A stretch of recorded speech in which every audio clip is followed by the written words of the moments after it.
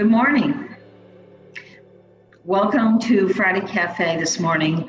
My name is Betsy Laborious, and I am the project director for the Connecticut Family School Partnership Initiative in Connecticut.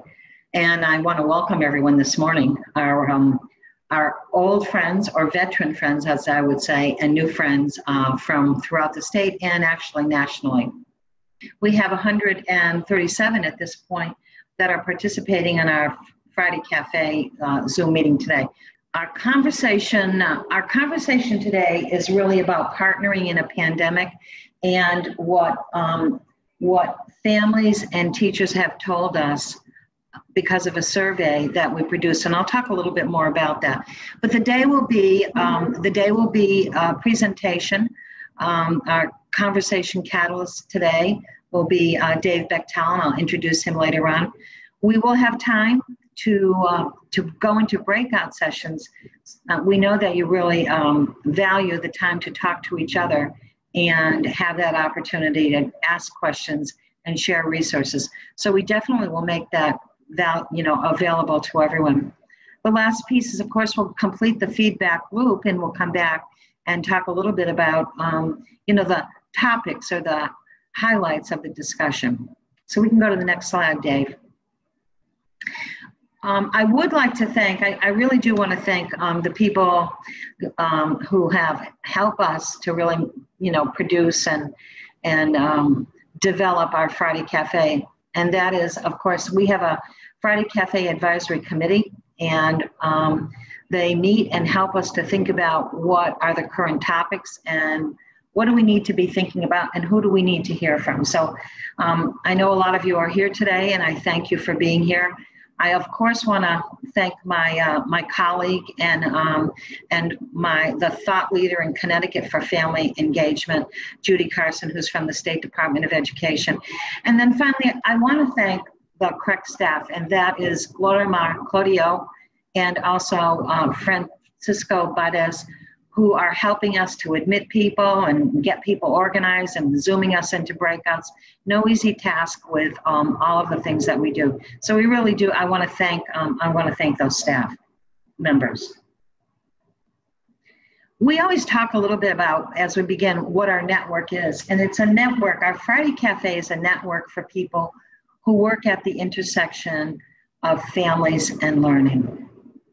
This is our first session for the new school year, and it is our 7th year being together in Friday Cafe. What started out as kind of a social experiment 7 years ago, what would happen if we brought family engagement, like-minded people together? What would happen if we brought that group together, and how could we maintain it? And our experiment has proved to be pretty ambitious and quite beneficial. We've served, this is an estimate, Dave, so you can't hold me to this as far as data, but we served approximately 6,000 people over 7 years in terms of sessions and networking and being together. So our goals for Friday Cafe are to build connections, to expand learning, to look at what the current research is, and also to hear from people in the field about what is happening, and then to develop a robust professional identity for family engagement champions in our state. Our values, which we believe are non-negotiable, it is a network, not a training. So we really look at that kind of TED Talk approach in terms of a conversation catalyst. We are strength-based and welcoming. That is an important piece of what we do. We consider ourselves to be a safe lab. There may be that is a safe lab for sharing ideas, looking at resources, and just building new connections as far as innovation. The last one is equal voice. That's incredibly important to us, and that really builds on the definition that Connecticut has for family engagement, and I'm only going to quote part of it, but that is full, equal, and equitable partnerships. So voices from all different perspectives in terms of administrators, families, teachers, community sources have important information to offer, and new perspectives in terms of how we build partnerships. We really believe that we are the people in our community and our network are engines of generosity. So we share freely our ideas and resources with each other, and that's an important piece. And the last one is restorative, and that to me right now is incredibly important and beneficial. Whether you're again, you're working in the field as far as being a family engagement professional, whether you're a family. Right now, restorative means that people need support, and they need to be able to talk to others in terms of what's happening currently as far as the pandemic, and how we can really build on our shared responses. So without further ado, what I'd like to do is I'm going to give a little bit, we're going to talk about the conversation catalyst, and that is the Connecticut survey on school family partnerships during distance learning. But I want to give you a little context as to what happened and how we developed this survey. So March, this past year, which seems like it's probably several years away, Stanford came to us, and that was Dina Booker and Mike Meyer, came to me and said, is there a family engagement survey that we can use in the state to really look at what's happening with families and what's happening with teachers and what's happening in the schools? And I really didn't know whether there was. I asked colleagues in my state. I also asked my colleagues nationally. So those were directors of other statewide family engagement funded programs nationally. I went to NAFSCI, and what I learned is that now at this time, there was not a survey. There was not a survey that was really looking at what families were experiencing or what teachers were experiencing as a result of the pandemic and learning and different kinds of issues that everyone was dealing with. So what we did is we assembled a team in Connecticut, and the team was really comprised of about 10 people. The team was comprised of the State Department of Education, Judy Carson, the State Education Resource Center, and Nitza Diaz was on the program. Of course, our evaluator and researcher, Dave Bechtel, who is the evaluator for the CFSP partnership program. We also contacted the National Network of Partnership Schools, and Steve was also involved in our program. But most importantly, Steve Sheldon, I apologize. Steve Sheldon is the principal evaluator and researcher for the National Network of Partnership Schools. Most importantly, 5 district directors participated in our team as we began to develop the programs. And I really want to, just acknowledge those folks and the work that they did around that work. So East Haven participated, Danbury, Stamford, Windsor, and Windsor Locks participated participated in the team to develop the survey. And as a result of the survey, it was distributed to folks this past year, and the outcomes are some of the things that Dave is going to talk about today. So I'm going to really turn it over to Dave Bechtel, who is our senior associate from cross sector, who has been doing the evaluative work. The other people and our other conversation catalysts today are Ann Mead from Danbury, who did participate in developing the program.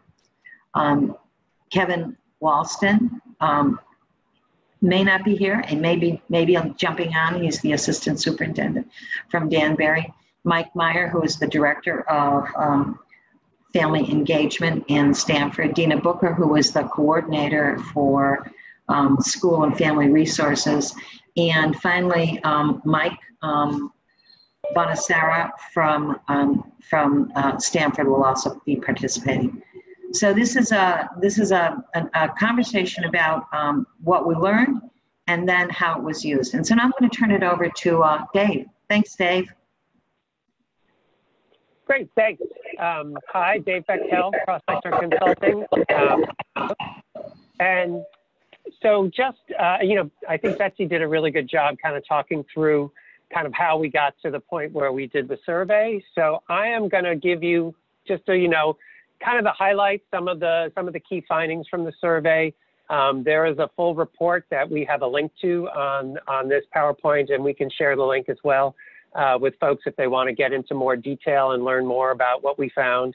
But what I'll do is I'll share the highlights and then turn it over to the folks in Danbury and Stanford to talk about how they use the data and set up the rest of the conversation. So again, Betsy kind of went over this. The CFSP is working with the 5 Alliance districts she mentioned on a targeted district project to really implement sustained family engagement practices linked to school improvement. Again, we developed the survey in the spring with a great team of folks. So this is really the result of the team's work.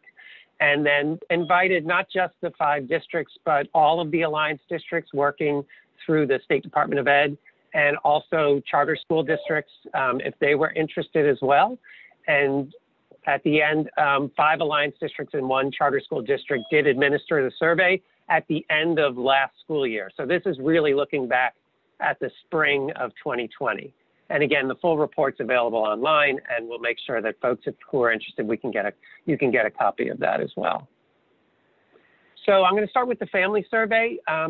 So about 3,000 total responses across the 5 districts that participated. But I would say, in terms of the limitations of this, it was a pretty low response rate, less than about 10% of families, it looks like, completed it. I know several of the districts had surveyed families multiple times. It was also the end of the school year. Folks might have been ready to just say, okay, we're done. It was a really rough spring for all the folks with young children, especially. So that was one of the limitations as you look through the data. One of the things that I thought was really interesting, 60% of the folks who completed the survey worked full-time, either outside the home or at home, were working full-time, and obviously supporting distance learning. About 1 in 5 had a child or children with special needs. About 1 in 4 relied on the free meal program. Again, that was not representative of those districts. It was about 2/3 of families in the district generally relied on free and reduced lunch. And about 1 in 10 spoke a language other than English. Thanks to Stanford, they translated the survey into Spanish, so we had a Spanish version as well that went out to families. So that's who responded. Some key highlights, and again, there's more in the report. But first, we asked just kind of generally about district communication during the spring. So how have we been doing as a district was the way it was framed at providing information to families. And as you can see from the pie chart, most folks said great or pretty good. So, generally positive feedback overall. There was a small group that said poorly, we don't know what's going on. It was about 5%. So overall, given the abrupt transition and to distance learning and closing schools probably happened, at least in my district, in one weekend, pretty good in terms of communication, in terms of what the families reported. Where were they getting the most helpful information about distance learning? So again, for the families, most really were saying my child's teacher or teachers. And, again, different numbers for the other areas, but really that was the one area that was kind of like most families were saying, yeah, the teacher or the school was really important in terms of learning and getting information. So here we get into sort of the daily schoolwork. So how much time were the students and were the families spending, the parents spending on schoolwork? And you can see, if you look at the children on the left-hand side, kind of a mix so it really ranged from, a few less than an hour. Most were in kind of 1 to 2, 2 to 4 hours a day of children spending time on schoolwork, a significant number even spending more than 4 hours a day. So kind of a mixed bag in that. And then if you look at the parents, which I thought was really interesting, a majority were spending at least an hour. So if you look at it, 1 to 2 and 2 to 4 was kind of the biggest chunk. There were, a significant number doing less than an hour, but for the most part, you had families, parents spending at least an hour working with homework with their children. So then we did ask, well, obviously this was a difficult time for everybody. What were the biggest challenges in the transition? So ask for kind of your top areas. And if you look at it, a lot around kind of the daily schoolwork, not surprising, lack of interaction with other students, not having that structure or the regular schedule in the day that you would have with school, lack of interaction with the teacher and the direct work with teachers, lack of feedback on how my child is doing. So, those were kind of the top areas. And this came up in some other questions as well around technology. Even at the end of the year, there were a substantial number of families who were still having issues with the technology. So, this is kind of looking back, but even at the end of the year, there were some folks who saying, I still need help with technology. Okay, what we're, we assumed, and we assumed correctly, that there would be some kind of hybrid model going forward next school year. And so we said, given that likely there's going to be some mix of in-person and distance learning in the next school year, what are your top 3 things that you need to support your children and be successful? Interesting that the top one was a summary of what my child needs to learn to be on track in school. So really understanding sort of what their child needs, tools to help me understand where my child is in their learning, ways to support learning at home, times to communicate with my child's teacher. So again, thinking about, the whole link to learning instruction, communication with the teacher as being some of the top things, especially some of the parents of older, help with specific subjects like math and science. So you see that for more of the high school parents, high school age children.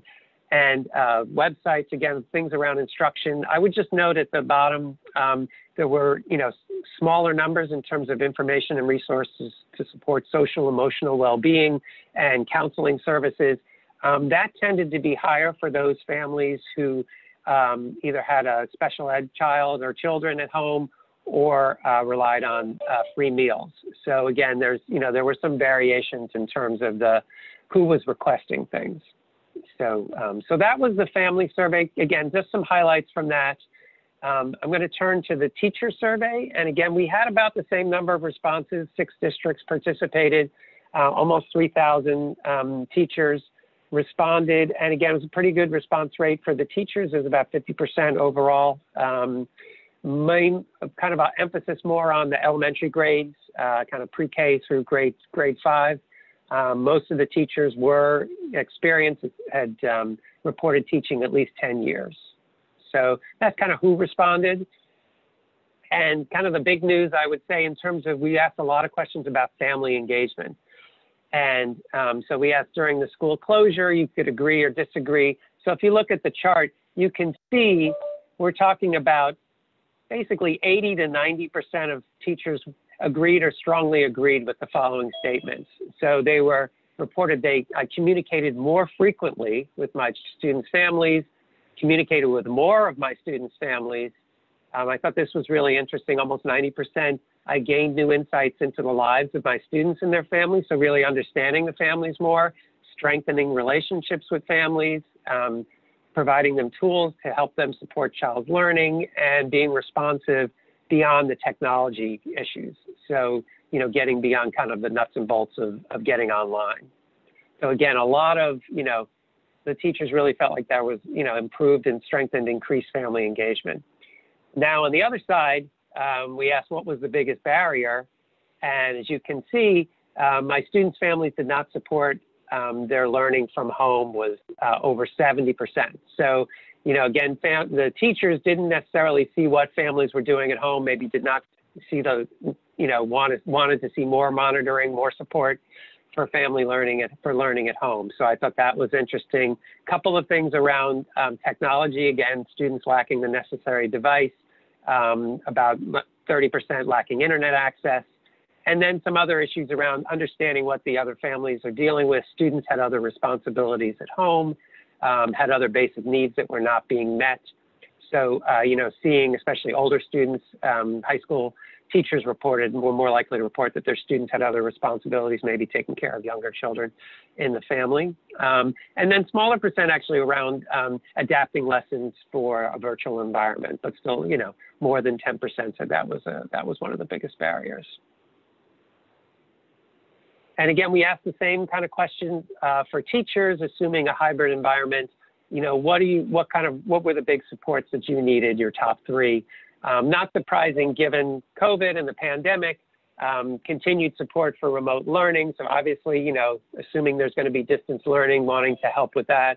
And again, assuming that there's going to be a very different school environment in the fall, professional development around reopening schools with social distancing. So those two, you kind of expected that would be very high. But then the other one, the third one, which had more than 50% of teachers, said additional resources to support family engagement. So thinking about, this group, like teachers are asking for more professional development and resources when it comes to family engagement. So we thought that was really significant that they're doing more, but also asking for more supports. So big picture, I think, not surprising, parents are stressed. We're stressed during this time period. Most were working full time and working to help their students with schoolwork at home. Teachers may not see the ways parents are supporting their children or, have a sense of how much stress they were under. They might not realize how many parents were working full time even during the pandemic. So, maybe need some more communication around that. Again, teachers have increased family engagement, strengthened relationships with families, and are looking for more resources for family engagement. So an opportunity there. And families appreciate teachers' support. They appreciate that they feel like teachers are the ones that they need to go to. And certainly we're asking for more communication and more support for home learning. So it seems like there's a real opportunity here for, teacher-parent communication and support for teachers to do that and support for families to support learning at home. So again, this year, certainly, as everyone knows, family engagement is still going to be at the heart of all learning. With hybrid environments, learning at home still happening in a lot of districts. Districts might be going from full in-person to remote and back. Certainly over the course of the fall, we can see that happening in a lot of schools and a lot of districts. And districts, can build on these strengthened relationships and partnerships with families. And there's a lot of resources, as folks know, in this group, especially through State Department of Ed, through CFSP, through other resources that are online as well. So that's kind of a quick highlights from the survey. I am going to start by turning it over first to the folks in Stamford to talk about how they've used feedback from families and teachers, not only through this survey, but their own surveys that they did with families as well. And then after Stamford goes, and folks in Danbury are going to talk about how Danbury has also been using the data. So I'm going to turn it, and so Dina, Mike, and Mark, if you want to unmute yourself, and I will turn it over to you. Thanks very much, Mark. Kind of threw me off there because I thought Danbury was going to go first, but that's cool. Sorry. Anyway, thank you. You did a tremendous job there, Dave. I really appreciate it. This is a wonderful report. Has a lot of information. I encourage everybody here to take a look at the full report because it does have great information in helping us, go through this new context that we're living in. And of course, Judy and Betsy and their team. I mean, this Friday cafes are phenomenal. This is what the work is about with family and community engagement. The definition, family engagement is a full, equal, and equitable partnership among families, educators, and community partners to promote children's learning and the development from birth through college and career. I mean, that statement has never been as important as it is today. And the process for bringing voice to this process is a survey, right? In this context, through distance learning, everything's virtual, there has to be ways for us to be able to communicate on a regular basis. And what this survey did basically is to allow us to do that. What we have to be careful about, though, despite the fact that we have some really nice survey findings and things that we did with the survey, we have to remember that this only reflects the people that responded to the survey. We need to recognize that we also have to work hard at making sure that the people who we're trying to reach, the families who are typically not as engaged, that we're also finding ways to include them. So the process, I think, is what we need to really focus on too. The survey should not be a standalone. It shouldn't be a one-time deal. It should be ongoing, right? This survey happened back in June. It might be a little bit, past application right now, because a lot of these things that we're seeing in the survey, many of us that are in this meeting already kind of know and suspect this. One thing I want to point out that is in Stanford, we did not participate with a family survey because we had been developing our own. And by the way, Betsy, it was really Dina's baby to come up with this idea. I remember she came to me about this, and you said Mike and Dina, but Dina Booker really pushed us along, and really we have to recognize that work. But we created our own survey around the same time, and we did use a lot of similar questions. In Stanford, I'm very pleased to say that we reached approximately 2,800 families. So that's a large number, but the findings are the same, right? And there is clear evidence that we have families that are definitely disconnected. We do have families that don't have the same resources. We do have families that need childcare, for instance, more so than other families. And that's the information that we need to do something with. Dina's going to share with us some of the things that we did, some of the things that we developed in Stanford. There are many more things that we can include in this process and this report. But I want to also remind everybody that this is a process, that we need to do this again. And I would encourage people who are listening into this to participate in statewide assessments and surveys so that we can collect more information. Because as I said before, the work of family and community engagement has never been as important as it is today. So Dina, do you want to take it from here? Sure, thanks, Mike. So my name is Dina Booker, and I am in Stanford in the Office of Family and Community Engagement. And so like Mike said, this process is ever changing and ongoing. And so I'm just going to talk with you all about some of the things that we've done and some changes that we've made in Stanford through the information and the data that we've collected from the surveys. But before I begin to go through the bullets, I just want to make sure that you guys are aware of our Family and Community Engagement Advisory that Stanford has. And that group is something that the Office of Family and Community Engagement has put together. I want to say we've had the advisory for about 2 years. And in the last couple of months, since the pandemic hit, we really kind of started using our advisory as a way to really bring our parents, our teachers, some educators in the district, as well as our community partners and students together to really have conversations about where things are, what the needs are. And we kind of vetted a lot of the things that we implemented through this group. This group also meets every week. We used to meet like once a month before the pandemic hit. And then, so now we're meeting weekly. And it's a really great way for different committees in our district and other initiatives and things like that are happening in the districts to kind of come through our advisory to talk with our group about what's happening. And so some things have stemmed from that advisory, which is awesome. And a lot of the work that you're going to see that we're going to talk about today, the advisory has been a lot of support in that work.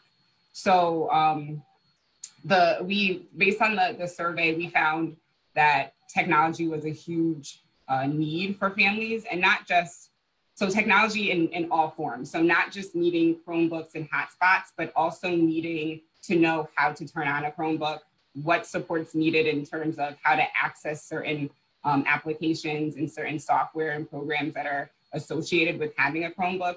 We realized in spring that just handing out Chromebooks to families was not enough, that families still needed a lot more support in making sure that their children were successful in logging into their classes during distance learning.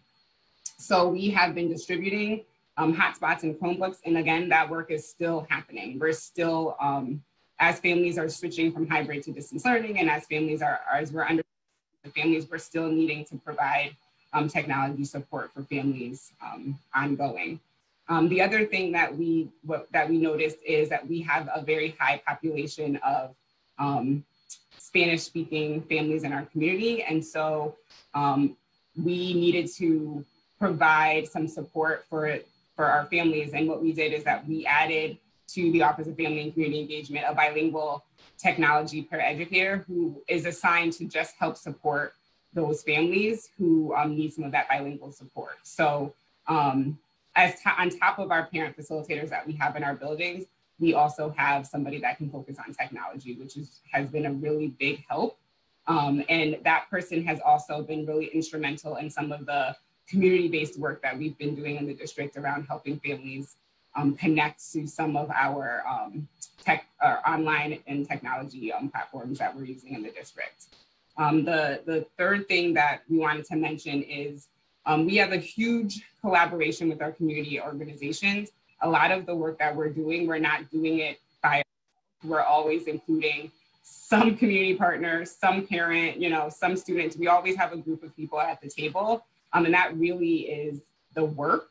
We know that families are not just a part of our school system, that they are going to other community organizations, that they are talking to other parents in the district. And so we want to make sure that we are including people that our families are also, our organizations that our families are also a part of. So one of the things that we have done are in collaboration with some of our community organizations has been to produce instructional videos.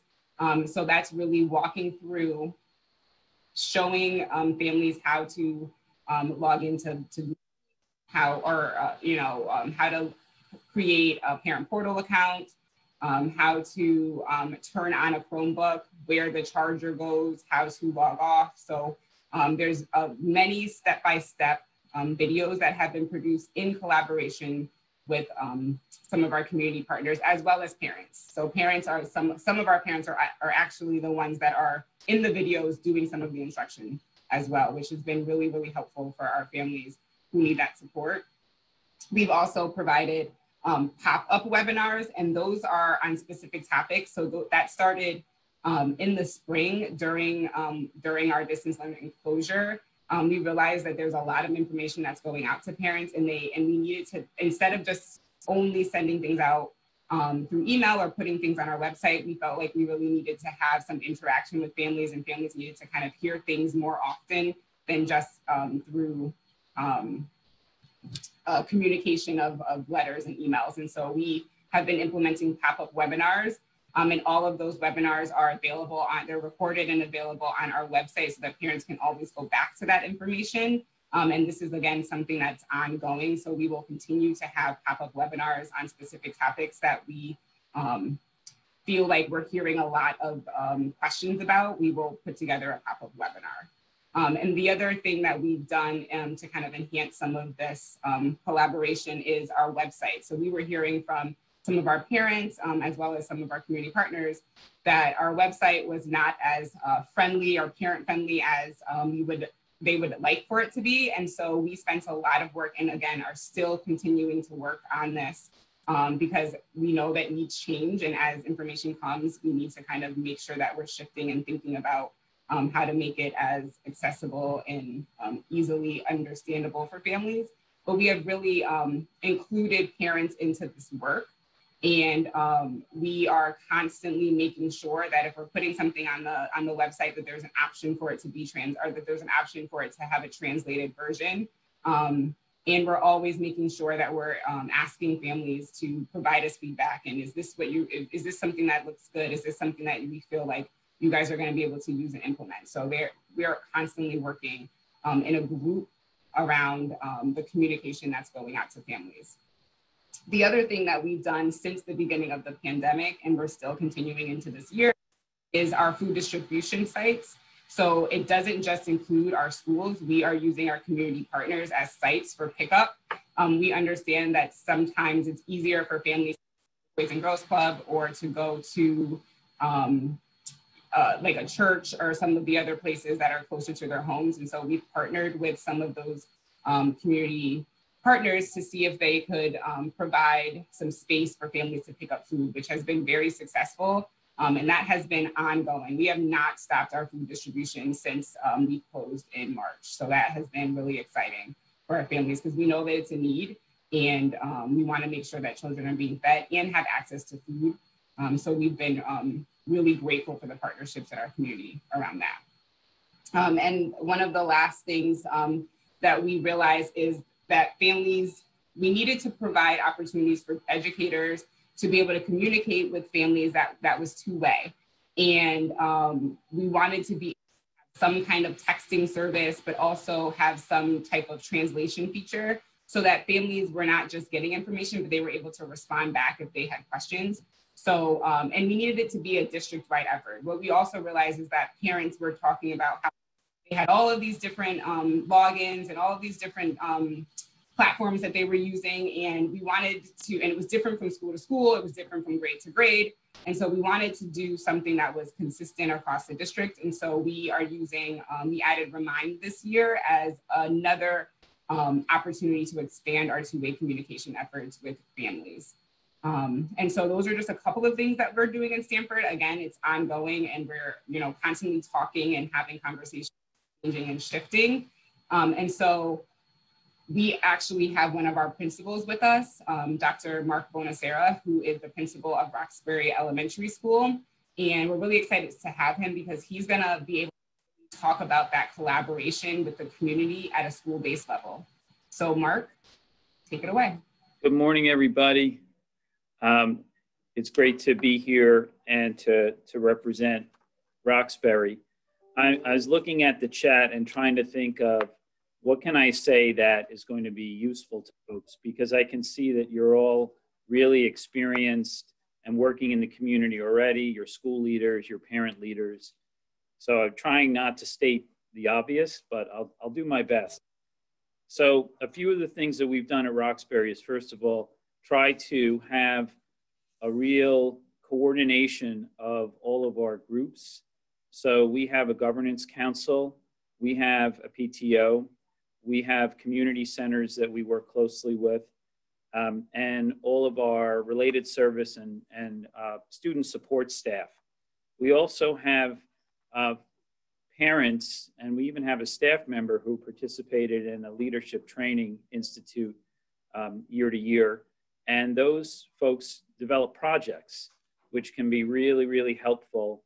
We have a parent, for example, who's doing a project on how to help families who speak Haitian Creole and getting them involved. So getting coordination and making sure that these groups are talking to each other. And if you have a meeting, trying to make sure that the different groups are represented. We even have, and this was not our doing, but one of our local community centers, Building One Community, had a grant and has trained parents to be advocates and to initiate projects. And that's a really very powerful thing, is when the school stops being just a purveyor of knowledge, and that we really listen to all of the other members of the community that are with us, and that we really help to give them agency and empower them, because we only have so many ideas. There are folks who have many great ideas and perspective to help us to support kids. Communication, there's a real importance of redundancy of communication. So using every possible means to get word out and to be able to hear from people. surveys are great, but personal communication, e-blasts, social media, events, calls to, we call them parent link calls. And then as Dina was saying, we have, for example, technology para, Lucas, he's just tremendous. And so we have an interesting challenge this year that for the first time, our parents are being encouraged or being asked to sign on to a parent portal in elementary school. And so it's an additional challenge for us because we're distributing devices and we're asking parents, many of whom may not have computers, you know, they might have smartphones, but not computers, to get online. And as Dina said, doing some of that basic work of how do I navigate the Google Suite? You know, how do I use a Chromebook?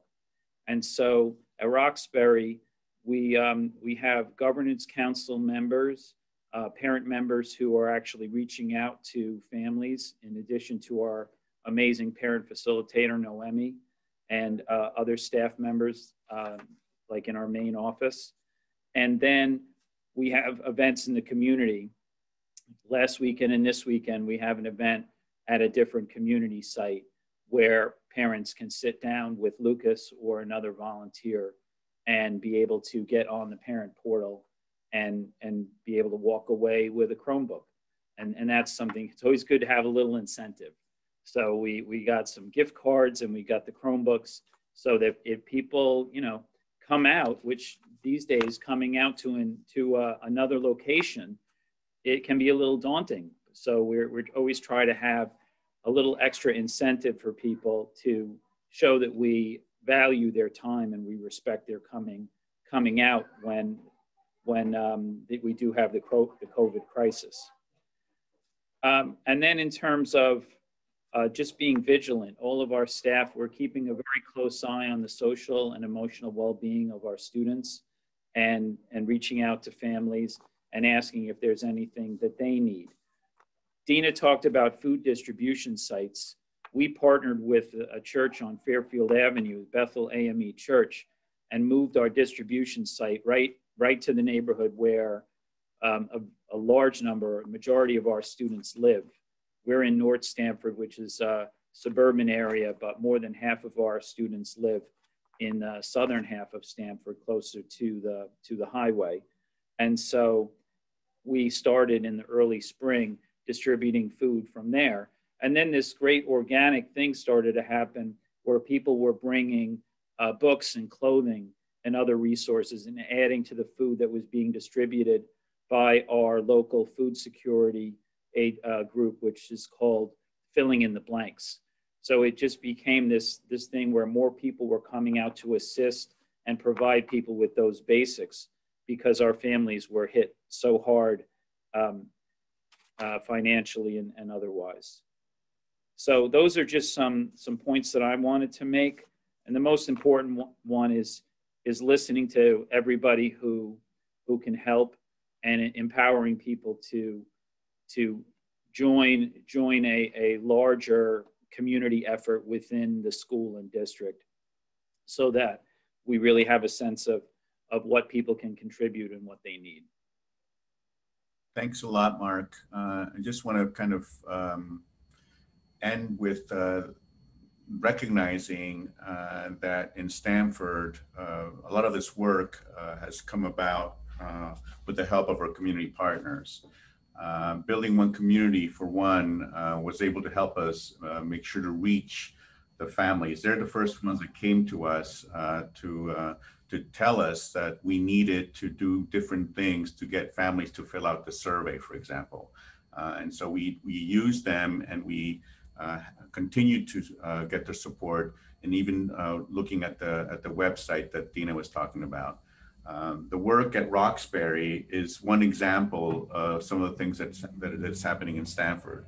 Most of our schools try to connect with a community agency that serves their community. And all this information obviously came from this survey, but it also comes from other venues like the conversations that we're going to have today. So I look forward to hearing more from you. And now we can take it to Danbury. Good morning. I'm Ann Mead, the Director of Family School Partnership here in Danbury, and I'd like to share with you this morning some of the things that we have done in Danbury. And I had introduction remarks, but Mark covered those all very, very well. So we know that we want to have good breakout groups, so I won't go back over those again. Thank you, Mark, for the wonderful job that you did on those. So Danbury realized that as we moved in March, that many of our families didn't have the knowledge, didn't have the ability to connect. And so many of the same issues that Stanford just talked about, we also experienced here in Danbury and did lots of things to mitigate those. With the first one being that we realized that the website needed to be friendlier, and it needed to have many more resources on it that families could easily access in the way of how to interface with the technology, how to navigate a Google Classroom. And so we broke up, redid part of the website and then broke it up into easier to access tutorials that parents could take. We also put up things such as the information from Flamboyant for families and being a new immigrant and how to navigate US schools, because for some families that was really, really important. And so it's ongoing with the changes at the website or on the website.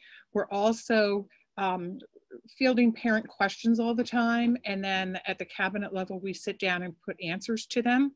And so frequently asked questions are up on the website all the time, in real time, and current questions that families are asking. In the spring, we did have several forums that we did with our families. So we coupled that information along with the surveys to be able to come up with a plan as we move forward. Instructionally, it's been wonderful with the instruction team. They put together a teaching and learning guide for our teachers to be able to use first when we were all in distance learning. And then we were to come back in September in a hybrid mode, but our numbers went up in August. And so we stayed in the distance learning mode, getting ready to go to hybrid at the end of the month.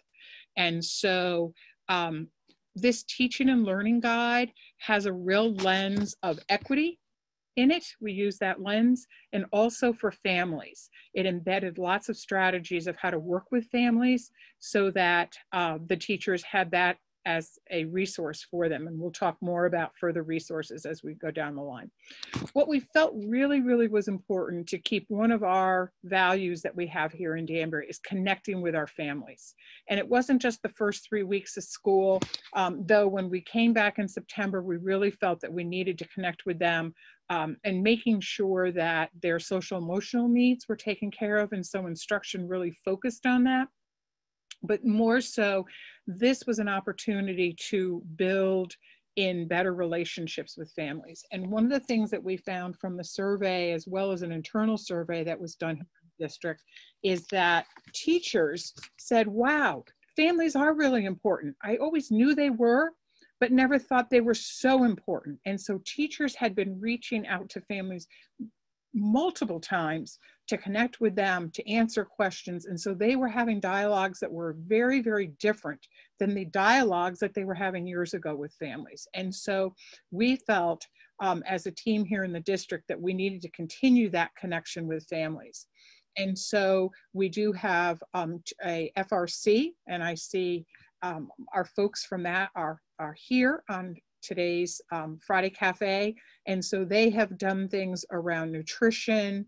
They had a great garden at their school that they have continued to work with our Healthy Kids Coalition to do healthy recipes for families. One of the things that we value during this time is to try to keep some structure and stability for these families. So keep moving forward and having some of the same things that they were accustomed to gave them a sense of comfort, if you will. And so that was important to us.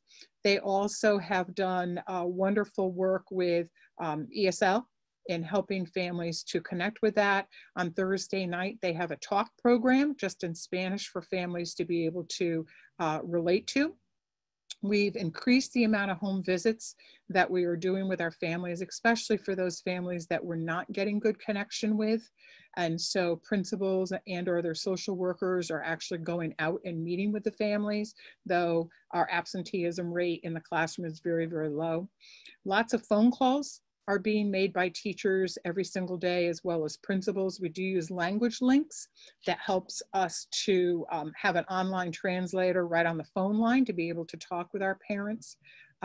And we continued through that to ask questions, have them ask questions, and then we added that to our frequently asked questions document that we had on the website. Other things that we did was parenting classes in Spanish. We continued to connect our families to the farmers market, which has a great program that they're able to double their SNAP benefits there. And then we had a cooking program, as I said, from that. And through our 21st Century funding, we were able to do Zumba and other parenting programs as well. So that was a really strong communication piece. Most of it all done by Zoom, but the families felt connected. So that was important. And then lastly, resources for teachers. We heard from teachers that I am talking to families more, but I don't understand their cultural context. I'm not sure how to answer questions. Is there a script? And so though I tend to lean away from scripts because I'd rather have conversations with families that are more organic, we did put in some scripts. We did develop an online resource for shared folder, if you will, for teachers to engage. Our new teachers that came into the district also used this online resource. And it really went through what are the strategies. We put in the flamboyant, and I think Judy just put the flamboyant document up, and I can share later the actual document with our school, with all of you, of what we have used for that shared document. It's based a lot on equity and social justice. It has the full and equitable partnerships that Connecticut believes in, as well as the work from our partnership schools and the work from Karen Mapp. And so it's not a one size fits all, but teachers can pull from it on the information that they need. It is chock full of cultural expectations, so families can understand that, as well as talking points with families and understanding the struggles that families are having and how to help remedy this. The good thing about the resources that we have shared with the families is we've been able to go in the district here with the flexibility for a new teacher evaluation system. And we have embedded in a goal for teachers this year in their teacher evaluations that is around family school engagement. So though the pandemic has forced us to see families and our teachers and the whole community in a different light, we've also seen that it has opened our eyes wide open to the opportunity gap that families have, but it's also a time to shine and really make those connections and build those relationships with our families. So we're really, really happy that we have been able to do that so far. Thank you. And I will turn it back to Dave or to Betsy. Or to Judy. Or to Judy. One of us. One of you. So, hi, good morning, everyone. I'm Judy Carson. Thank you, Stanford. Thank you, Danbury. Wonderful presentation. So many ideas. Lots of action in the chat where people are capturing their ideas and they're sharing their own. So thank you. That was really terrific. What we're going to do now is we're going to go into breakout sessions, and we're going to work, each of the groups is going to work on a different question. And then when we come back, we're going to have a chance to share out and hear from our participants even more wonderful ideas of what's going on in our districts across the state. So we're going to ask you to reflect on what you heard today and to what extent does it ring true in your school or your district. We're going to talk about developing teachers' capacities, families' capacity, and what are the pressing needs that you're seeing now. So every group will have a facilitator, and I think we're going to, through the power of Zoom, be transported into our breakouts, and we will see you there in a few minutes. Conversation in our room, and I'm sure you did too. And so what I'm going to do is ask folks in the different sessions to just say one or two quick things about what you talked about. We all talked about different things, and I know in our group we really learned a lot. So let me start with Ann Mead. Great. So I'm going to turn it over to Yuki, who is going to be our reporter out from our group with question number 3. Okay. Good morning, everyone. So our, wonderful people talking about all the great things they're working on. But I think, one of the real things that stuck out to me was Linda said that we always have pictures of the kids working on things, working with manipulatives or, cooking or doing all these great educational activities. But we often forget that the parents are also there doing that same activity with them and supporting them through it. And just to, really put it up on like social media to say the parents are also there and they're doing this wonderful thing together, and to actually show that they're not like, off just sitting around, and that they're really actively engaging at home or in whatever format and situation they're in. But I thought that was a really great way to just even visually show and make that highlight, and that even before we get to academics, these last however many weeks, it was really important to just get to know the parents, and even before you get to the academics, so that you build that rapport, so that you can start asking things like, what do you need? How can I support you at home, to be the teachers at home and share that responsibility. And we also learned about a couple great like apps and stuff for communication, especially for families that don't necessarily speak English as their first language. So those were some of the things that we walked away with today. Thank you.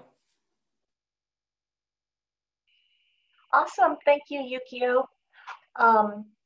So Dina, let me go to you and hear a little bit about your group.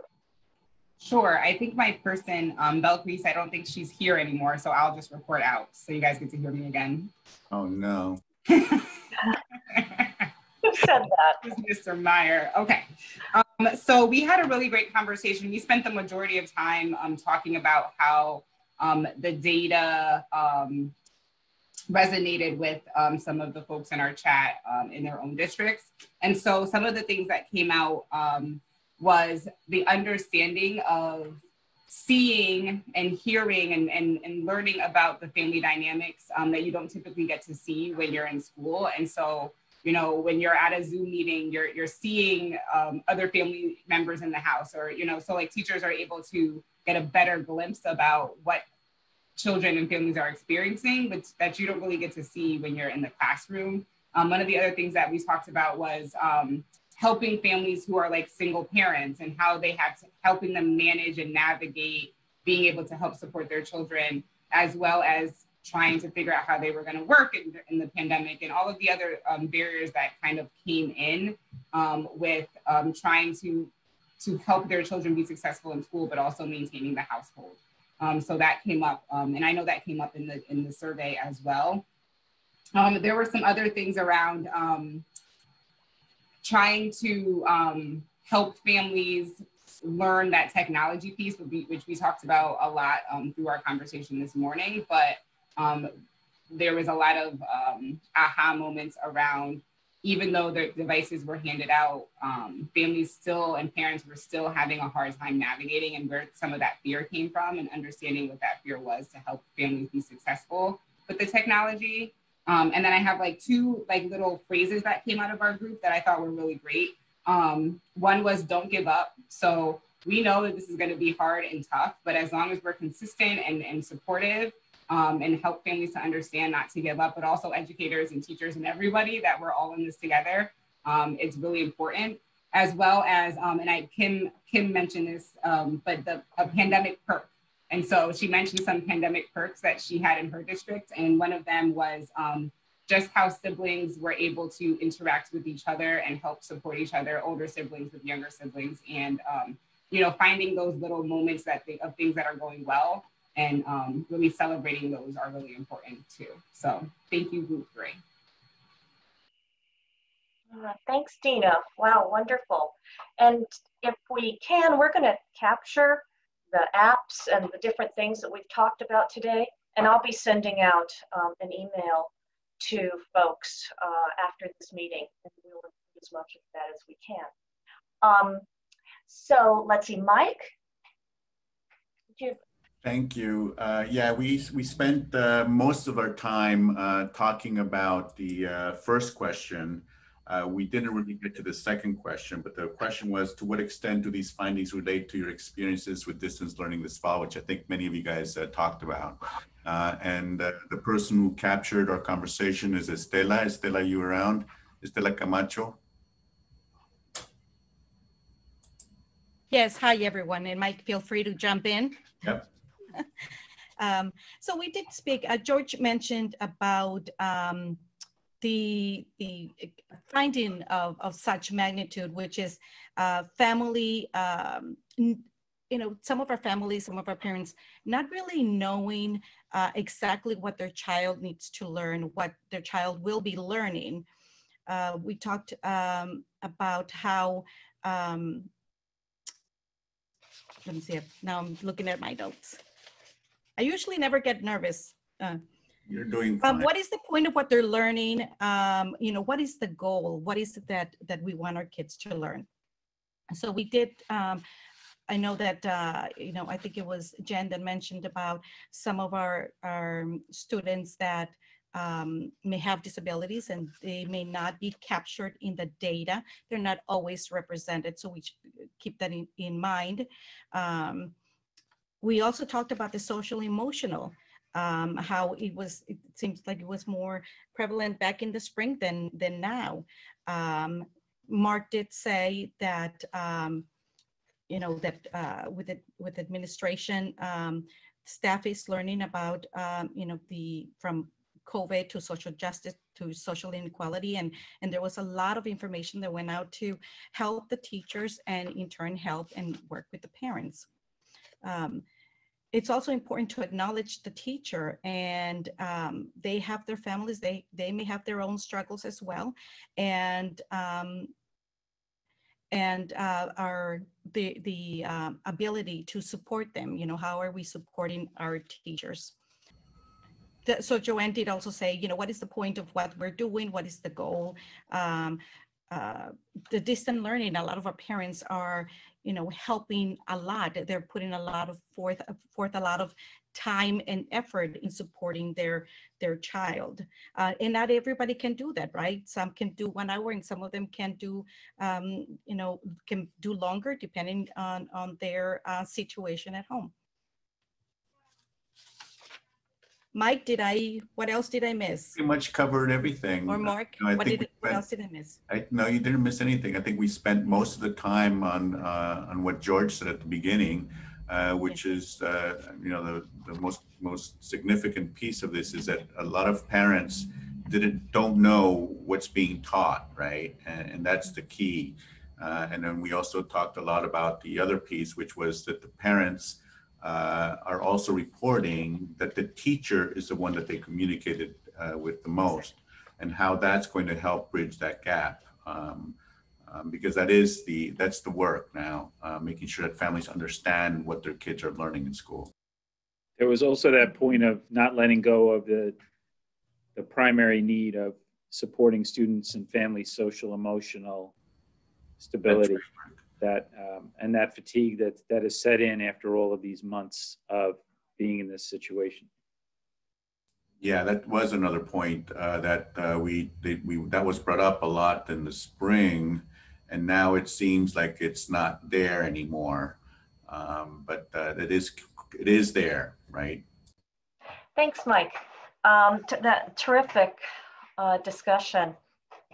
And I want to get to Betsy and see what her group said. Yeah, we were breakout 4, and Neela is an administrator from Weathersfield. Neela, are you there? Yes, I'm here. Great. Could you report out? Sure. Our group spoke about several things, but if I can boil it down into 2 quick nutshells, one thing we talked about is that through this pandemic and these difficult times, we've learned a lot more about our families.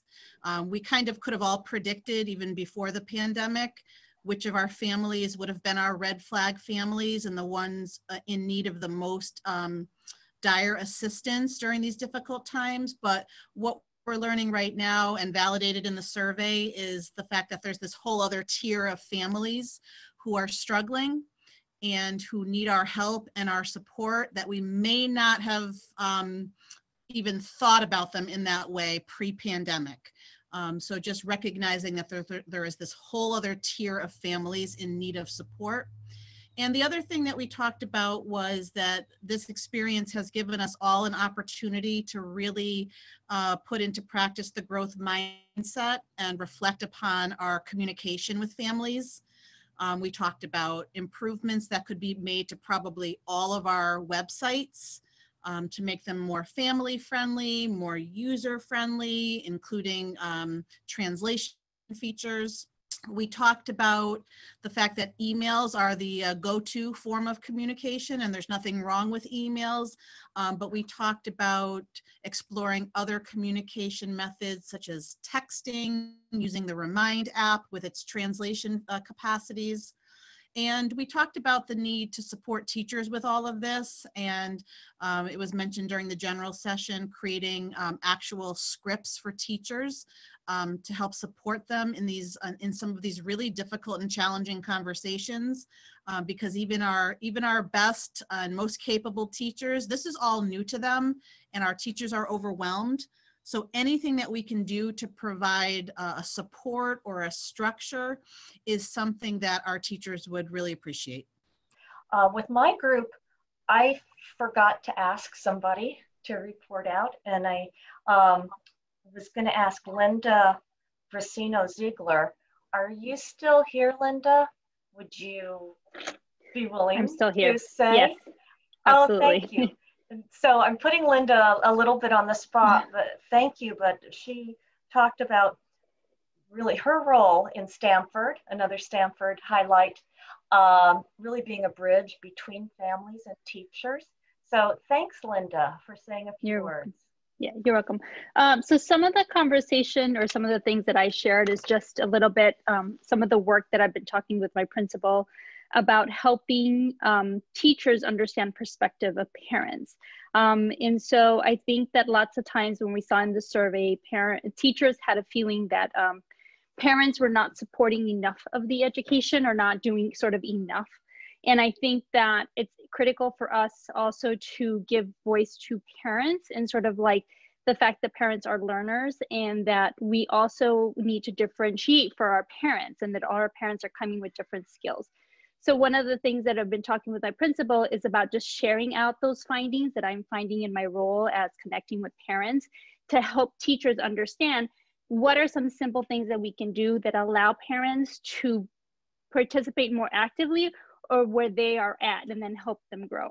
So the other thing that was shared was a little bit about how teacher evaluations are changing and how the state this year will be looking more at sort of like the engagement piece. And so how hopefully that would help sort of free up teachers to do some of that work of trying to engage more with families. And I also shared how the majority of my work is really being driven by teachers who want to connect with parents, but are kind of not sure how to do it or trying to find the best way to do it, especially when there's a language barrier. So I think how teachers are very motivated to connect with families is just they also need the support. And I think that's where, you know, offices like family engagement or, you know, people in my position play a critical role in helping sort of teachers bridge that gap between families. I hope I covered everything. Linda. That was fabulous. Thank you very much. Yeah, through all of our groups, I think we come down to communication. And it's really an opportunity and a time to improve our communication between teachers and parents. And to the extent we have people in our schools and districts who can bridge that, we are very fortunate when we have those positions available. So I want to thank everybody for joining with us today.